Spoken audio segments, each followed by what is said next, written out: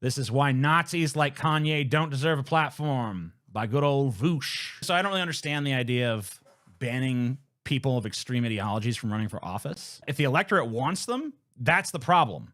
The problem is not like, hey, there's some hate-filled dude running for office. The problem is if there's an electorate out there that would support that, that's the issue.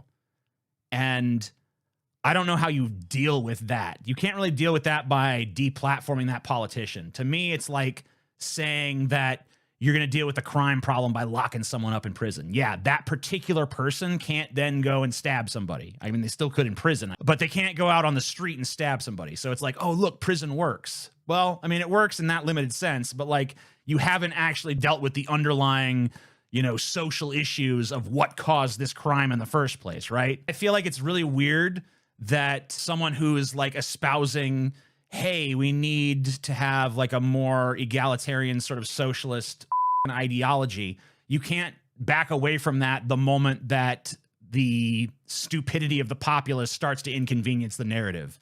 Like, yeah, the fact that we have a bunch of hate-filled bigots out there in the electorate is a serious fucking problem. But you can't just be like, well, my previously held democratic notions of, hey, power to the people. You can't just set that aside when you realize, hey, some of the people are actually horrible.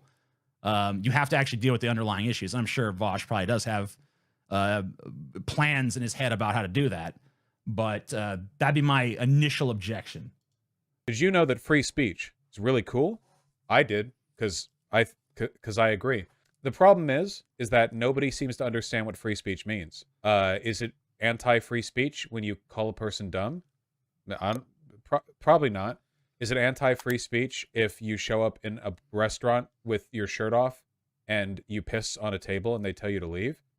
I mean, maybe, I don't know, maybe? A little bit. I mean, yeah, a little bit. It's a little bit anti-free speech. The problem with this argument about free speech to me is that everybody always wants to make it a binary where on one side there's free speech and on the other side there isn't.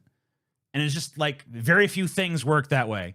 When I say I'm non-binary, I'm not just referring to gender. I'm referring to a lot of these like social issues where it's like, oh, you know, you're either for this or against this. It's like, usually that's not how it is. Usually there are instances where you're for something and instances where you're against it. There's instances where you think this is an acceptable usage of this thing and this is a non-acceptable usage of this thing. Like, I like a hammer to nail, I'm gonna nail this thing in, or I'm gonna fucking pound this chicken breast or whatever the fuck. But then it's like, I'm gonna use this hammer to murder somebody. Oh shit, that's a bad use. Well, they were gonna kill me. Oh, okay, well, it's self-defense, so that's a good use. It's like, yeah, everything is very like contingent and conditional. No fucking shit. So the problem that happens most of all in like this free speech debate is the same problem that happens in any number of debates across the vast fucking spectrum of ideas that exist in the world, is that people try to fit it into two narrow categories and then put everyone in those categories. Like, you're this or you're that. Well, no, I'm not this or that. I'm some other thing. Most people are some other thing if they really fucking are honest with themselves. You know, they often say that like the right is more preoccupied with free speech than the left is, that the left is censorious. This isn't backed up by any data as far as I can tell. Right-wing governments are far more censorious broadly than left-wing governments are. If you take a look at the allies of Trump around the world, they tend to be very much so. Trump himself immediately tried to use his power as a president to like shut down the media, which seems a little bit bad, maybe a little bit. But I was also curious about the that's all true. Look at all these right-wing supposed free speech absolutists out there right now that are all about censoring library books and getting like, oh my God, we can't have these trans inclusive books in the schools because it's brainwashing and it's grooming and it's this and it's that and the other thing. And it's like, you guys are not pro free speech. Like even on the most like rudimentary level, I know I just cautioned you guys about being too either or on this issue, but you cannot claim to be some kind of free speech absolutist and then have a literal laundry list of things you want censored. And mostly, by the way, completely harmless things. The claim of like the right wing is this like safeguard of free speech and they're out there fighting for free speech values on the regular. Not fucking true. Not even remotely vaguely approaching the area of true. They're very fucking pro censorship. And really, it's just like when most people, I think, left or right, talk about freedom of speech, I think that the mentality was, and largely always has been, freedom of speech for me, but not for thee. And you notice, like, when people make exceptions to what freedom of speech should and shouldn't be allowed, it's usually along very ideological lines. It's usually the people who have ideas that are very different from my own are the people who really should be the exception of free speech. That's a failing I see on all sides of all political aisles. Don't get me wrong. We do all have free speech. Under the First Amendment, we are protected from government persecution based on our politically protected speech, or any other kind of speech, really. I think we all know, though, that the fucking concept of freedom of speech is a lot broader than what's contained in the First Amendment. Like, there is the legal definition of free speech as it's outlined in the Constitution as a right. Hey, here it is in the Bill of Rights. First fucking one, freedom of speech, freedom of religion, freedom to peaceably assemble to fucking redress your fucking problems with the government or whatever the fuck. And Congress shall make no law respecting an establishment of religion or any of this stuff. And there's always gonna be freedom of the press and freedom of the people and all this shit from the government.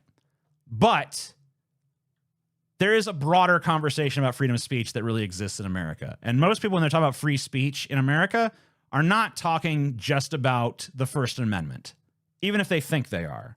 Most of the time, what they're talking about is a more broad idea that anybody should be able to say anything. No idea, no matter how controversial, should be censored. Now, of course, every single person who believes this or says they believe this probably has 1,000 exceptions to the fucking rule.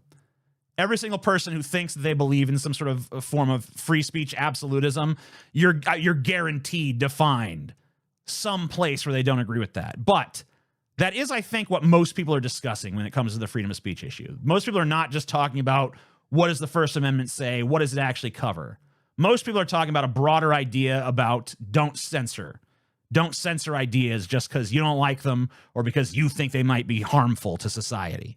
Because the problem with a concept like harmful to society is that it's completely the fuck subjective. What I think harms society and what Tim Pool thinks harms society, and what Vaush thinks harms society, and what, one of you randos in chat thinks harms society, it's not the same fucking thing. And it's not the same fucking thing because we've had different lives, different experiences, we have different values, different ways of looking at the world, different ways of measuring moral arithmetic, and so on and so forth. And there is no great objective truth of values that's going to descend upon us and present itself like a Sam Harris fucking Deus Ex Machina come to fucking free us from the tumult of this ambiguity, right? It's not just going to present itself and be like, the truth, now we see it. Now we just have to follow the objective truth that exists in these matters, because there isn't that. Okay? So right now, what you have is you have different tribal affiliated groups going around and pushing different tribal affiliated agendas.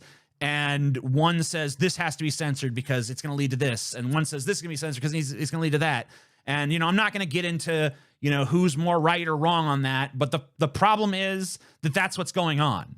And no one fucking seems to want to goddamn acknowledge that. No one wants to acknowledge that this is just different tribes, different tribal groups with different tribal interests competing to censor one another, all while saying this is true freedom of speech. True freedom of speech is when the speech that I like is protected and the speech I don't like is censored. I think I've come up with the best fucking idea to sidestep this whole fucking thorny issue, which is don't censor opinions, censor misinformation. A great deal of things that human beings argue about and toss back and forth and contend with is all a matter of subjectivity. But there's also a great deal of things that human beings talk about and deal with that are not subjective, that are actually can be supported empirically with data.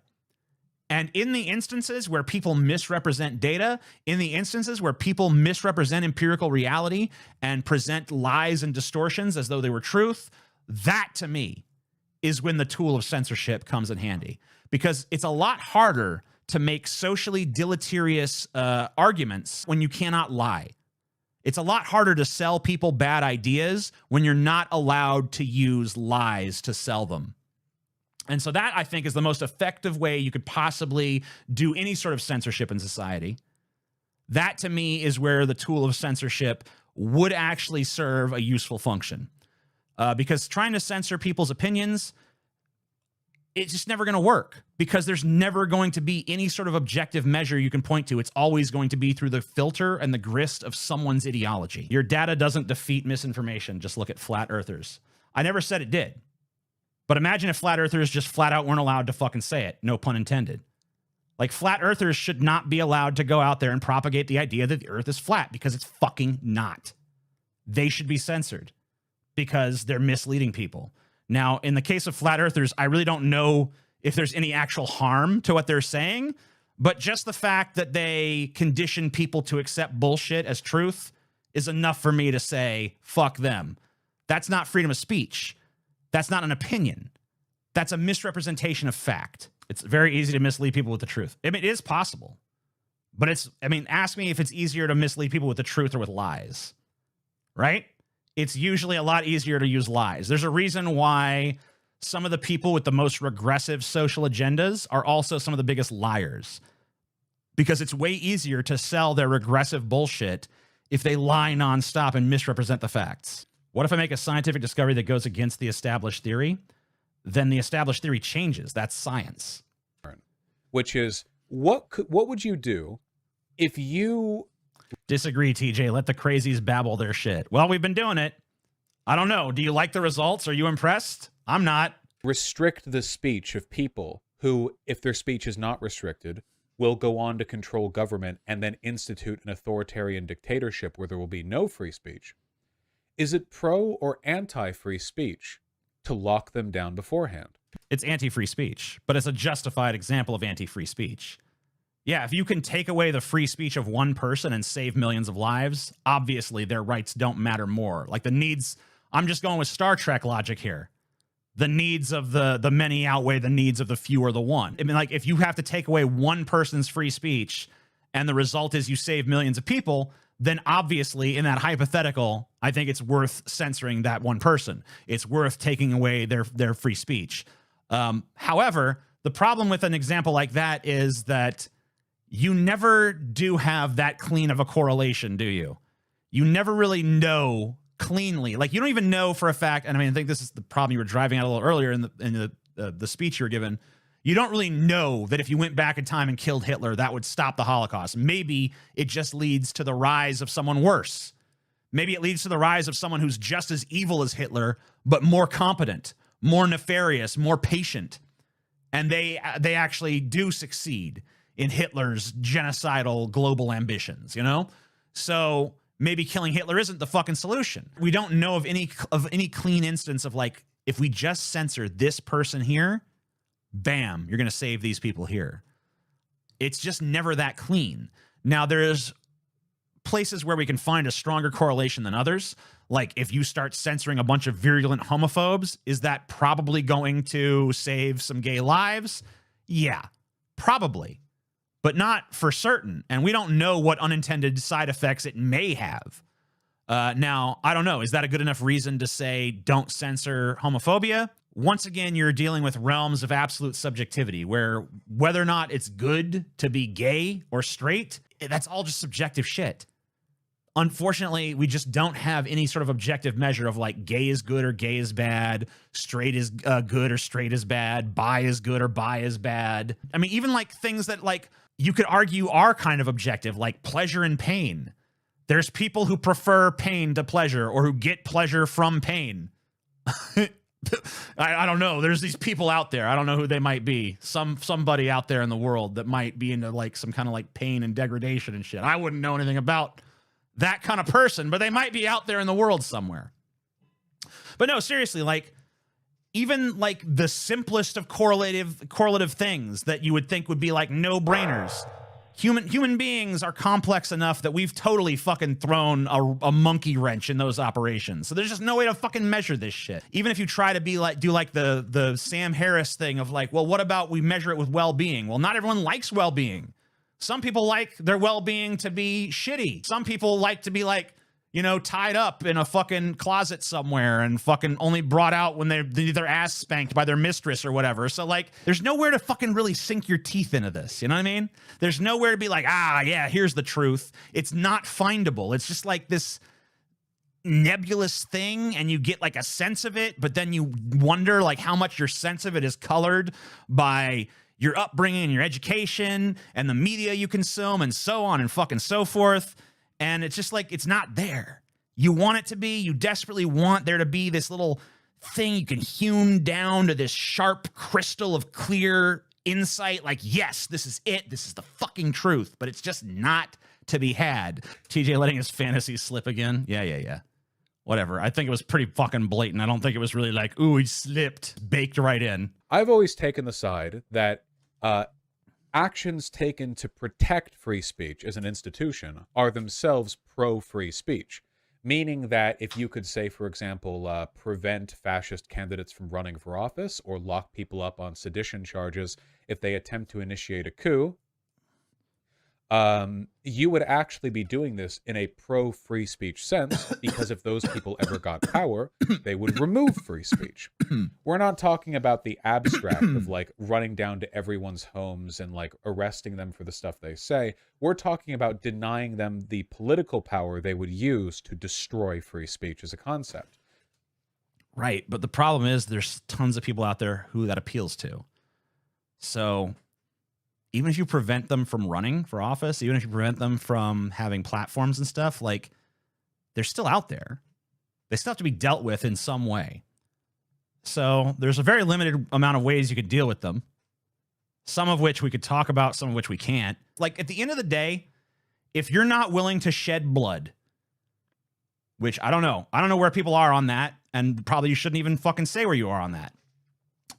But if you're not willing to shed blood, or you don't think that that's the best solution, then the only fucking recourse you have left is you have to change hearts and minds. And you can't change hearts and minds by deplatforming. You have to engage. You have to have the conversation. You have to have the fucking ideological battle. You just can't sidestep it. There's no way to fucking like run out of the ring and get a count out or something. Like, you can't fucking like, it has to be a fucking confrontation. It has to be one-on-one or, you know, 2-on-2, whatever the fuck. It has to be the result of an actual ideological conversation with an eye not towards just defending your position. It has to be something that is genuine, good faith argumentation, which means that both parties enter the conversation willing to change their fucking mind. And that's an intolerable reality that I don't think a lot of people on the left want to face, is that if you want to defeat fascists, you have to be open to their ideas. You have to go into the argument willing to be convinced to become a fascist in that argument. Because if you don't, then you're not approaching in good faith, and they're not approaching in good faith. And they're probably not going to approach in good faith anyway. But unless there's an honest argument, unless there's a real discussion, there's no fucking way that they ever fucking change. And then the only fucking recourse at that point is a lot more fucking violent. I don't see a way out of this mess with any of these other tools, like with any of these like side steps. Like, oh, well, we'll make them social pariahs or something. Like, it doesn't work. We already did it. When I was a kid, there's so many things that right-wingers go around saying today that they could not have said in the past at various times. Because like, oh man, this PC culture cracking down on us. But they always break back out, and they always end up saying the things. And now we're at a point, like Kanye West has broken down the barrier of saying you like Hitler. Kanye West said he liked Hitler, and there's fucking still people listening to his fucking song and being like, this is a banger. So like, we've now broached the Hitler mark. It doesn't seem like trying to bury this weird virulent strain of fascism in the American psyche. It doesn't seem like burying it has worked. So maybe it's time to fucking have an honest confrontation with it. Maybe it's time, like I said in the previous segment, to stop letting your conservative friends and relatives and whoever else you might encounter in the world have their way when they start talking their shit. Maybe it's time to really fucking push back and engage on a fucking emotional level and actually consider their fucking ideas. Because here's the thing. If you're that scared that you're going to be persuaded into fascism, then you're obviously not that fucking confident in where you fucking stand. I don't fucking think for a second I could be persuaded to be a fucking fascist. Fascism is a fucking nightmare. There's nothing good about it. It's literally a horrible system. So if I actually sat down and engaged with a fascist and I was open and he was open or she was open and honest and we engaged in a real fucking discussion about it and what we both want, by the end of that fucking discussion, I'm not going to be a fascist and neither are fucking they. That's the fucking reality. But people don't enter these conversations open-minded. They don't enter these conversations willing to actually commit to an open dialogue. It's just ideological chess. Pawn takes rook and all this bullshit. So no one actually is engaging. They're just talking to hear themselves talk. And it's so fucking obvious to me when I look around that everyone's just yammering. And I mean, that's what I desperately try to avoid fucking being, is just another yammering fucking voice that loves to hear the sound of my own words. I actually want to try to convey something of an idea to you. I want to fucking change this world. I can only do it with your help. I can only do it if you're willing to fucking fight for what you believe in, whatever that is. It doesn't even have to be the same thing I believe in, but it can't be despotism. It can't be the idea that your fellow human beings belong in fucking shackles and chains and belong oppressed, belong as a position of lesser. But if you believe in any form of human egalitarianism, if you believe in any form of human beings coexisting on one level and each exploring their own individual personalities, merits, values, and so on and so forth in an environment of like mutual, I don't know, non-harm, if you believe in any variant of that, then I think we can fucking work together. If you don't believe in that, then fuck you, you're my enemy. But I still want to talk to you. I still want to engage with you because I want to change your mind, because I don't know how you could be so fucking lost. I don't know how you could be so lost that you think that other people deserve a position of lesser than you. I don't know how you could be so lost that you think other people belong in chains. I don't know how you could be so lost that you think that other people belong on one side of a wall and you belong on the other. I don't know how you could be so lost that you believe that someone else should be destitute while you enjoy enormous wealth. Because to me, that's counter to the human spirit. That's the death of humanity, and we're living it. I'm not worried about some far-flung future death of humanity. I'm worried about the death of humanity that I see around me every day. Free speech absolutism is self-defeating if it does defeat itself, which it seems to. It's kind of the same how, like, if you want to promote a society where it's easy for people to drive, you need to set rules for driving, right? Like, the only reason people drive all the time over here in America is because we have roads, stop signs, traffic lights. If you had a system where there was no, where there were no rules in place at all for any kind of, like, driving limitations, none whatsoever, then you would disincentivize driving a little bit.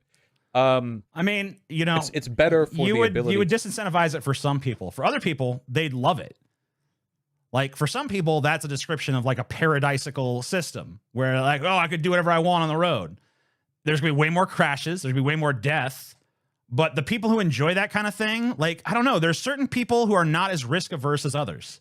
There are certain people who really enjoy dangerous fun more than other people do. For some people, the faintest little hint of danger just totally sucks the fun out of a situation. For some people, a situation being very dangerous makes it exciting and stimulating for them. So it's like, you can't really talk about this in sort of like a universal human terms because there's just too many different kinds of people on that one. In terms of like what limitations on free speech are good, is it good that you can be arrested for screaming fire or bomb in an airport or whatever? That's really complicated. But I want to scale it back a little bit because there's one other concern that I want to bring up, kind of like as a framework. Why do right-wingers only remind us that free speech exists when they're defending people they claim not to agree with on the right? I've consumed conservative content for a long time. I don't think I've ever seen Kevin Sorbo, or in fact any conservative that I can think of, saying, you may not agree with what Ilhan Omar said the other day, but she does have the right to say it. That's how free speech works. Have you ever heard that? No, I haven't either.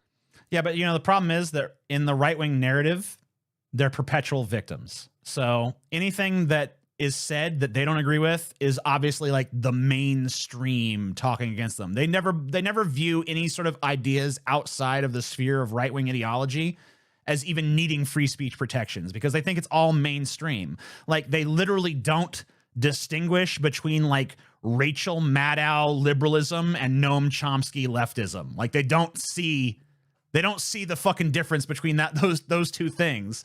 So it's like basically the entire left to them is just CNN. And so any ideas that come out of the left, or even like the marginal left, are all, at once totally mainstream and also a hideous communist ideology that's going to destroy America. So they somehow put it at the fringe and in the mainstream all at once. And so they don't think it needs free speech protection, because they view only their own speech as being constantly under siege, even as they have the top news network in the country, and there's tons of massive following right-wing vloggers and podcasters and Twitter accounts and so on and so forth. It's just like they're blind to the fact that they have a huge network of supporters that are out there every minute of every day and get massive views and massive recognition, and that their views are pretty much mainstream. They somehow never see any of that and always just fucking sell the narrative that they're under siege.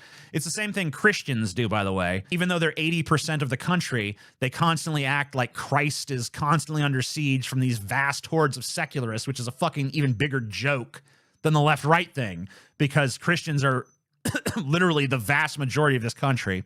And secular atheist types are like a fucking super fringe minority, which I happen to be a part of. But they act like we're constantly fucking have our foot at their throats, like suppressing them. And so, like, you have to remember the extent of the victim narrative that exists on the right. And that's why they only make this little speech when it comes to their fellow right-wingers being censored, no matter how extreme they go. So why for ye? Why do they say this so much for Alex Jones? Or Nick Fuentes? They said it for Richard Spencer. What about Milo Yiannopoulos? It's because they're defending it. Remember what I said before? Invoking free speech is a defense. We're not talking about an actual legal argument. Kevin Sorbo's not in a courtroom reminding people of an actual explicit legal right. He's defending it in the only way he can, by using the free speech argument. But it is a defense, a choice taken to positively frame that content, that delusional bipolar meltdown of ye's. They don't say it about other people because they aren't interested in defending other people. I don't even think that they see the need for those people to be defended. I feel like if a leftist says something, even if it's something controversial, the right has a built-in interpretation of, well, that's the mainstream opinion because someone on the left said it. I mean, like, think about how many times you've seen a right-winger single out some random, like, college professor that has no influence and no following and just be like, oh my God, this random college professor said something crazy. This is what they think on the left. They always do that. They always extrapolate some crazy fringe personality to representing, like, the entirety of the left and therefore the mainstream of America. So I don't think they ever recognize the need to defend any ideas outside of the right wing, because they're already sort of preconditioned to think that only the right is censored. That's their belief, or at least that's the belief they know it's useful to espouse. They're interested in defending Nazis.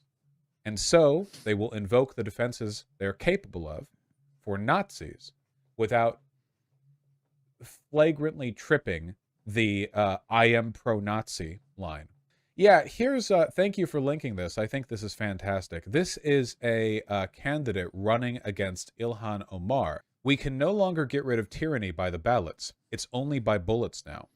This is in response to a Twitter file thread in which Matt Taibbi says there was no government interference in Twitter's censorship of the Hunter Biden story, and the only thing that the Joe Biden private DNC campaign group did was ask that they remove revenge porn of Hunter Biden.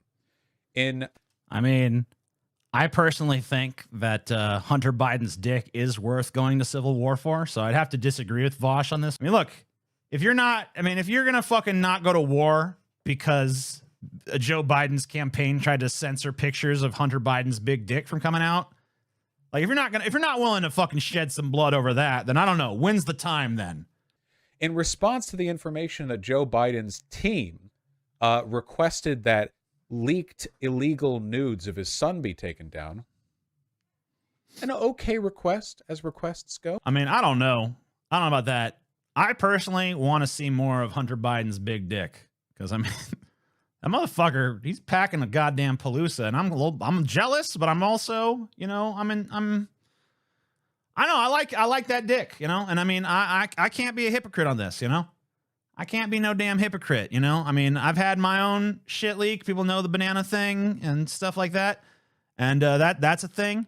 But, you know, also, you know, I saw Ben Shapiro's sister out there doing her thing and, you know, some others during the little celebrity scandals that happened. You know, I looked at a few things and, you know, I looked at Hunter Biden and I got to say, you know, like Hunter Biden, he's packing a Paloosa and it looked nice. And I you know, I kind of liked it. So, I didn't want it censored. You know, I wanted to see more.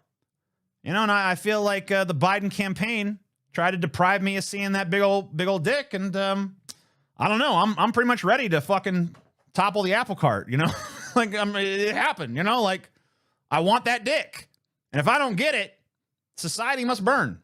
That's where I'm at. That's where I'm at on this. Her response is, "We can no longer get rid of tyranny by the ballots. It's only by bullets." I mean, she's right.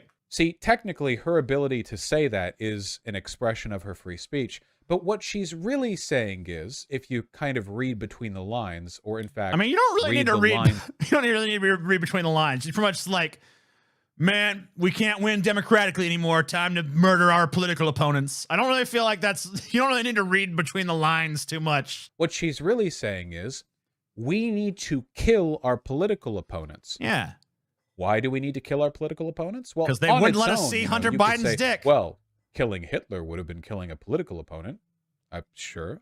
Well, they want to kill the Democrats because Joe Biden's team didn't want Hunter Biden's leaked nude, which is revenge porn, on Twitter. He keeps just sidestepping the fucking issue at hand here. The issue at hand here is Joe Biden's son has a fucking nice dick. And we as the American people have a right to see that nice big fucking dick. And Joe Biden and his campaign colluded with Twitter to censor us from being able to see that dick. Therefore, society must fucking burn. Because when you're living in a society so lost and so decadent that we're deprived of seeing that big old fucking dick, that's just not a society worth fucking letting stand. That's a society you gotta burn to the fucking ground, my friend. I make no apologies for this take. I'm being a little sarcastic, just so you guys know. I'm employing a little bit of facetiousness, which is not the same as fascism, by the way.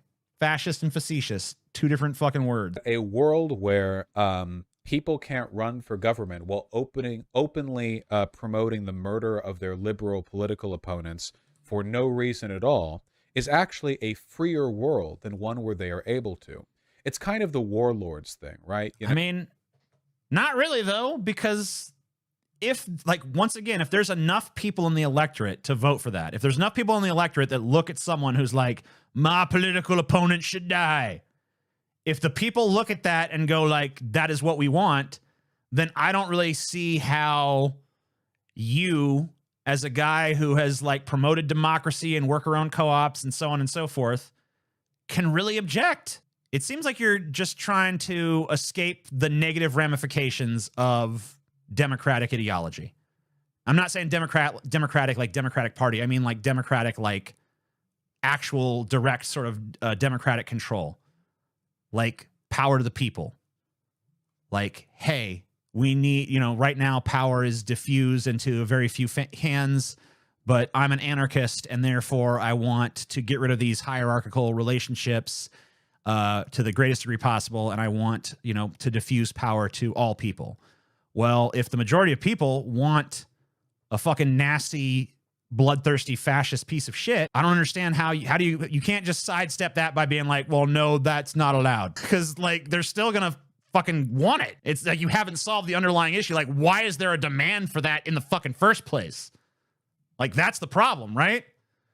And I guess, like, once again, like, deplatforming to me strikes me the same way as, like, let's lock up this criminal because they're bad. Okay, good.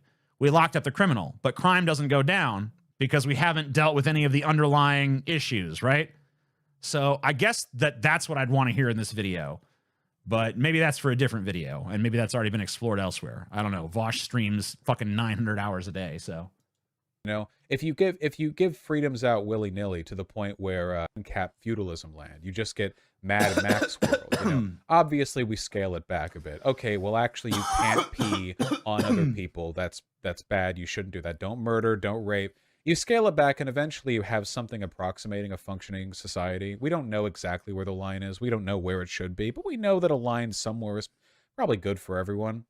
And in my opinion, you know, part of a good line is one where there are social consequences to saying what ye said.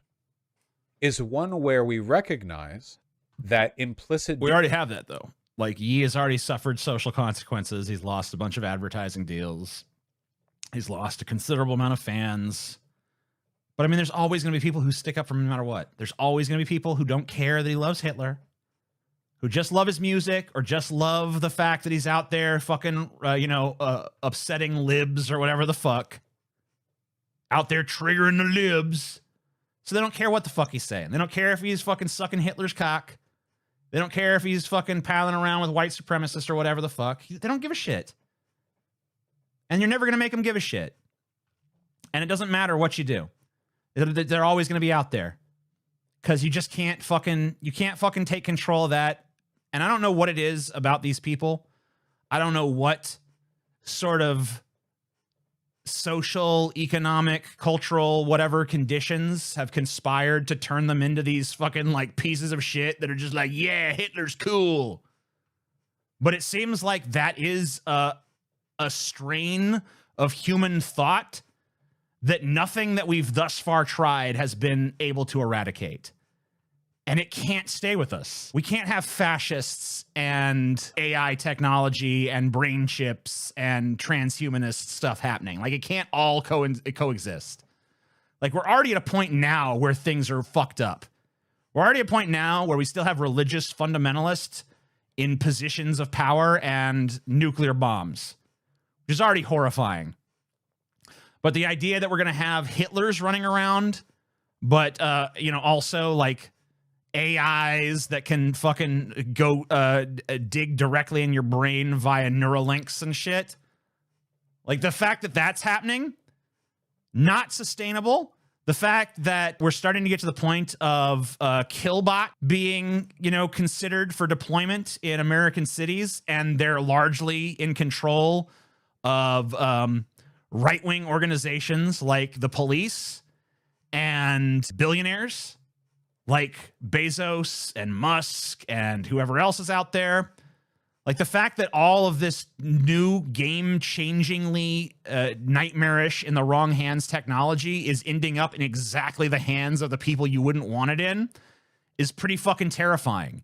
And it's like, maybe there's not much time left to change this paradigm. Maybe we're under a fucking gun here. People say I have censorious opinions on free speech. No, I don't. Keeping Nazis from running the government actually is a very pro-free speech position. Your defenses of free speech are not valid if they lead to a scenario in which all free speech is abolished. I also agree with Vaush that his claims towards loving freedom of speech are more valid than those I see from the right, because at least there is an ideological consistency there.